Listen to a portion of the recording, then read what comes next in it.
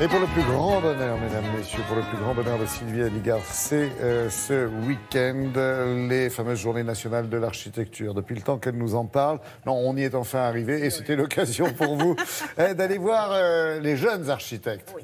Ouais, les tendances. Je me suis penchée sur la jeune garde. Et la jeune garde, oui. je suis très contente. Faites parce attention que... quand vous vous penchez. Oui, oui, de ne pas tomber, effectivement. Alors d'abord, je reviens sur les journées nationales d'architecture. Ça commence. On met le doigt là-dedans.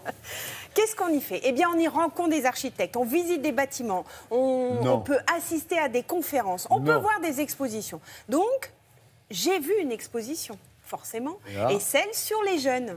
Les jeunes, la jeune garde, comme je disais, ceux qui ont les lauréats d'un concours international européen qui s'appelle 40 Under 40, donc les 40 jeunes sous 40 ans, enfin les 40 sous 40 ans.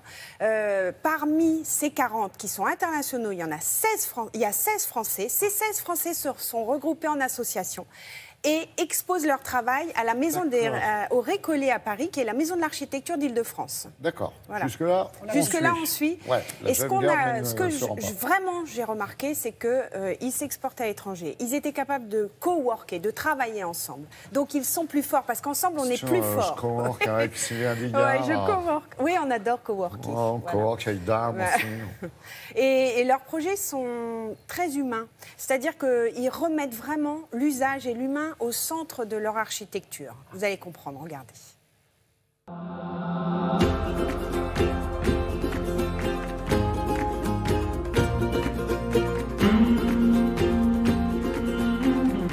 Ce prix s'appelle le prix 40 Under 40. Il a pour vocation de primer 40 jeunes talents en dessous de 40 ans.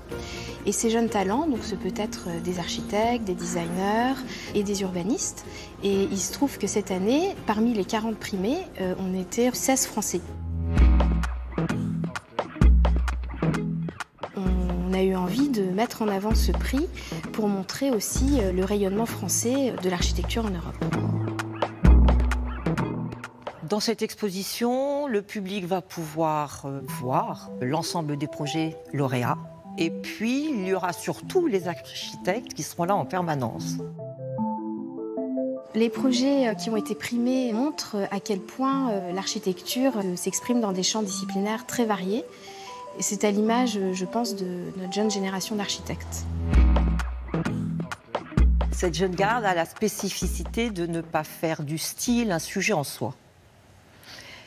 Je trouve que cette jeune garde a la spécificité également d'être de son temps et dans son temps. C'est-à-dire le temps d'enjeux considérables que sont les enjeux de transition écologique, des enjeux de société dans les villes, dans les espaces ruraux, dans les quartiers, des enjeux d'emploi et d'activité. C'est un secteur extrêmement important. Et puis des enjeux d'innovation. Le savoir-faire français en architecture est extrêmement apprécié à l'étranger. 50% des bâtiments construits en Chine le sont aujourd'hui par des Français. C'est quand même pas rien. C'est vrai que nos pairs, les architectes avec lesquels on a appris, ceux qui nous ont formés, ont déjà initié ce rayonnement international, puisqu'aujourd'hui, les grands noms de l'architecture construisent partout dans le monde. Et donc, nous, on a quand même grandi et évolué, on a pu avoir des expériences avec eux à l'étranger. Et eux ont sans doute rayonné à travers des bâtiments très forts et très symboliques.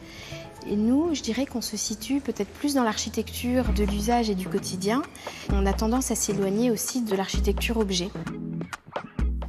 On a compris, Sylvie, que ceux-là seraient les grandes signatures de demain. Elles le sont déjà un petit peu. Elles le sont déjà, et vraiment, elles sont à l'image de leur aîné, puisqu'on a quand même une French touch en matière d'architecture qui est incroyable. L'étranger, c'est un terrain de jeu. 50% des bâtiments construits en Chine, comme disait Dominique Boré, qui est présidente de la Maison de l'Architecture d'Île-de-France, elle disait « ils sont français ». Non, mais c'est vrai que depuis les années 80, on a de très belles signatures qui s'exportent très bien aussi.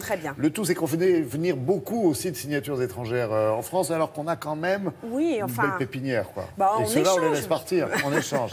On s'échange. Non, mais ils construisent aussi sur le territoire français. Alors, De la même façon, je sais, vous vous moquez de moi à chaque fois parce que je vous ressors ça. À chaque fois que je vous croise dans un couloir. De la même façon qu'on a besoin d'un médecin, d'un dentiste, d'un coiffeur, eh ben, on a besoin d'un architecte. Vous n'avez pas besoin de coiffeur, vous ? Oui, si, j'en ai souvent besoin. Ça, c'est pas gentil. On a dit on ne touchait pas aux cheveux. On s'en prend pas aux affaires. Les particuliers, n'oubliez pas de faire appel aux architectes parce qu'ils peuvent vous faire gagner de l'argent, je suis désolée, et vous aider, notamment pour tous les problèmes énergétiques. Voilà. Non, mais je suis désolée. Non, mais c'est vrai qu'on présente souvent avec Yann Lavoie, on l'a fait encore cette semaine, des nouveaux matériaux. Alors ça paraît facile, on va se dire, oh bon, on va faire soi-même sa maison. Ben non, surtout, voilà. attention, danger. Donc, allez, Journée nationale de l'architecture, exposition, voilà. La Maison des Récollets, je me tais. C'est à Paris, près de la gare de... l'Est. Bravo, À Digard merci de l'Est. Sylvie, à Digard de l'Est. Allez.